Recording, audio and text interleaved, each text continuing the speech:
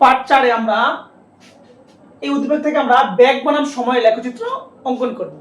তাহলে আমরা এখানে আদিবেগ 0 সুষম ত্বরণের ক্ষেত্রে অর্থাৎ শেষ বেগ আমার দেওয়া নাই, অর্থাৎ এটা শেষ বেগ জানলে আমরা এটা সময় বেগটা পাবো। তারপর এখানে ড্রাইভার কি করছে, ব্রেক চাপছে। কি করছে, ব্রেক। তাহলে আমরা প্রথমে লিখি যে সুষম ত্বরণের ক্ষেত্রে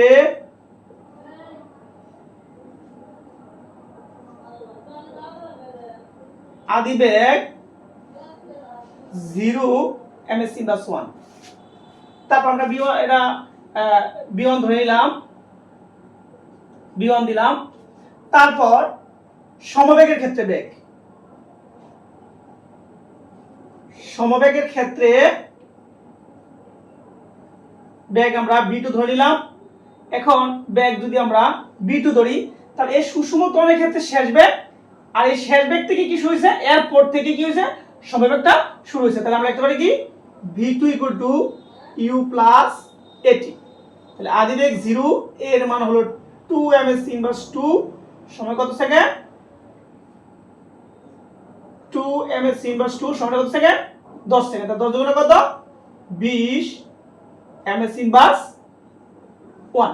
এখন এখানে ড্রাইভার স্থির অবস্থান থেকে 2 ms ইনভার্স ত্বরণে 10 সেকেন্ড চলার পর 8 সেকেন্ড সমবেগে চললো। 8 সেকেন্ড পর ড্রাইভার এখানে ব্রেক চাপলো। তার মানে যখন এখান থেকে সে সমবেগে রওনা হলো, অর্থাৎ 20, অর্থাৎ এই ক্ষেত্রে আমরা বেগটা কত পাইছি, 20, অর্থাৎ এই 20 ms বেগে যাত্রা করলো, তখন সে যখন এই এখানে সে ব্রেক চাপছে, সমবেগ মানে কি, তার বেগটা কিন্তু 20, অর্থাৎ সে এখানে কিন্তু 20 ms বেগে আসার পরেই সে কি হলো, ব্রেক চাপলো। তার মানে এখানে বেগটা কত, 20 ms ইনভার্স 1। তার মানে আমরা লিখতে পারি কি যে সুষম বা মন্দনের ক্ষেত্রে যে এখানে ব্রেক চাপছে, তাহলে কি হচ্ছে, ব্রেকটা এখানে হ্রাস পাচ্ছে। আমি কি বললাম, মন্দনের ক্ষেত্রে। মন্দনের ক্ষেত্রে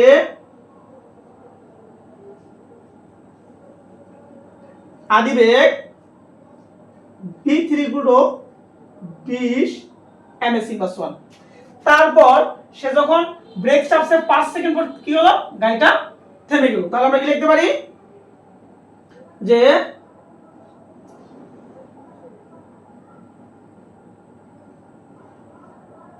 মন্দনের ক্ষেত্রে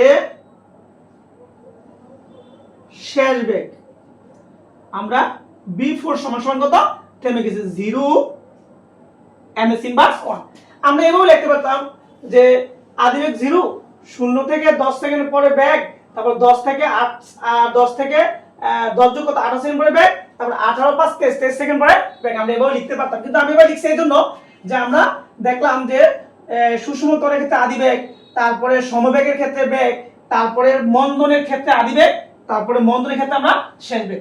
এখন যদি আমরা এই চার্টটা বানাই, তাহলে আমরা কি পাচ্ছি দেখো তো, যদি আমরা চার্ট তৈরি করি, তাহলে আমরা পাচ্ছি যে এই ক্ষেত্রে এখানে যে আমরা বেগ, এখানে দিলাম সময়, তাহলে 1 2 3 4, আমরা কি পাচ্ছি, অর্থাৎ আদিবেগ কত, 0, তখন সময় কিন্তু 0।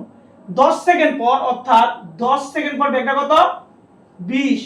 এখন 10 থেকে 10 এর সাথে যোগ করি, তাহলে কত হবে, 18, অর্থাৎ 18 সেকেন্ড পর বেগটা কত, 20। 18 পরে কত, 23, 18 5 কত, 23, 23 এর পর বেগটা কত, 0। এখন আমরা এই চার্টটা দিয়ে, এই গতিবেগের চার্ট থেকে কি করব, আমরা বেগ বনাম সময় লেখচিত্র অঙ্কন করব।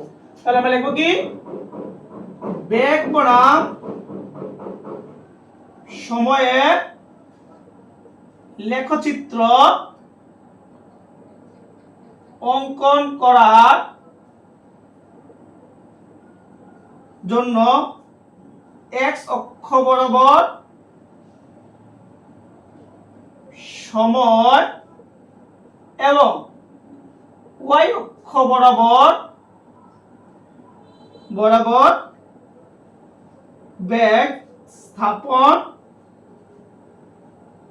করি। এখন আমরা একটা আঁকি নিলাম, এই x, এটা হলো কি y। তাহলে এখানে 0 সময়টা কত 0 10 তারপরে কত আমরা সবাই এবার দিলাম 20 তারপর দিলাম কত 30 18 লেখার দরকার নেই কারণ এই 10 থেকে 20 হলে 18 আছে এটা আমরা কি নিলাম সময় এটা আমরা কি নিলাম সময় এখানে ব্যাগটা আমরা কত নিলাম 10 তারপর কত 20 এভাবে আমরা নিলাম অথবা আমরা 0 থেকে আমরা 20 নিতে পারি 10 20 তারপর কত আমরা নিলাম 30 এখন আমরা দেখতে পাচ্ছি যে 0 থেকে 10 সেকেন্ডে ব্যাগটা কত তো ব্যাগটা হলো 20 হলো আমাদের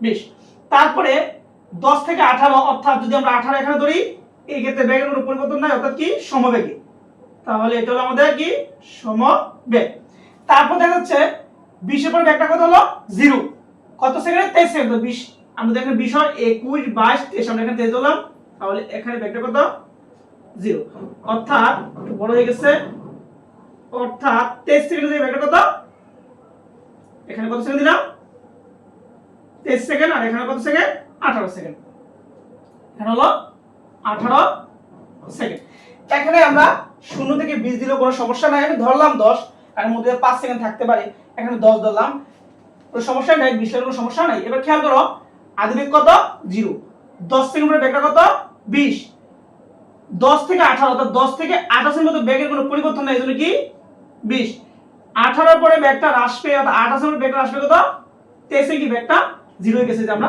যেহেতু দিয়েছি এগুলো তোমার এই উদ্দীপক থেকে ব্যাগ বনাম সময়ের লেখচিত্র আশা করি সকলে বুঝতে পেরেছো আল্লাহ হাফেজ